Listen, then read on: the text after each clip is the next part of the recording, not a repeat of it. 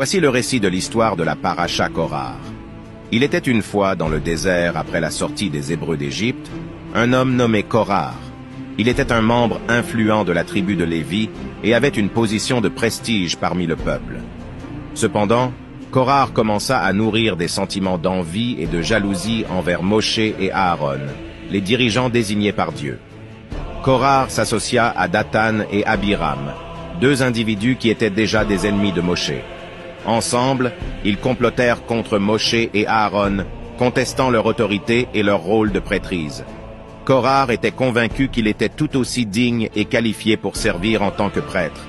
Ils réussirent à rallier à leur cause 250 membres distingués de la communauté.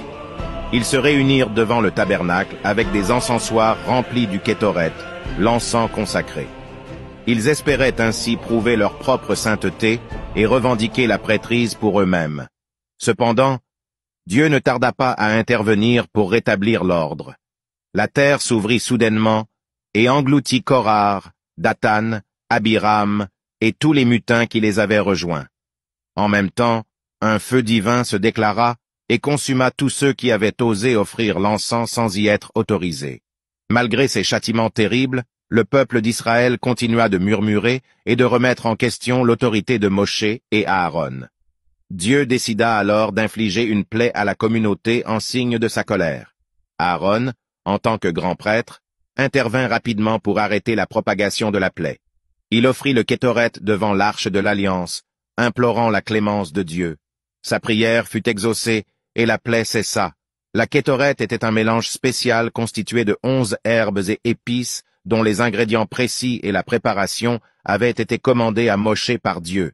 Pour confirmer l'autorité d'Aaron en tant que grand prêtre, Dieu donna un signe supplémentaire. Il ordonna à Moïse de prendre le bâton d'Aaron et de le déposer devant le tabernacle. Le lendemain, le bâton avait miraculeusement fleuri et produit des amandes, montrant ainsi que l'élection d'Aaron en tant que grand prêtre, Kohen Gadol, était un choix divin et incontestable. À la suite de ces événements, Dieu donna des instructions spécifiques aux Israélites. Il commanda qu'une terouma, un prélèvement, soit effectué au profit des prêtres sur chaque récolte de grains, d'huile et de vin. Les premiers-nés du bétail devaient également être offerts aux prêtres. En plus de cela, des cadeaux particuliers leur étaient destinés, afin de subvenir à leurs besoins et de reconnaître leur service sacré au sein de la communauté. C'est ainsi que l'histoire de Korah, sa révolte contre Moshe et Aaron, et l'affirmation de l'autorité divine d'Aaron en tant que grand prêtre sont racontées dans la tradition biblique et les enseignements religieux.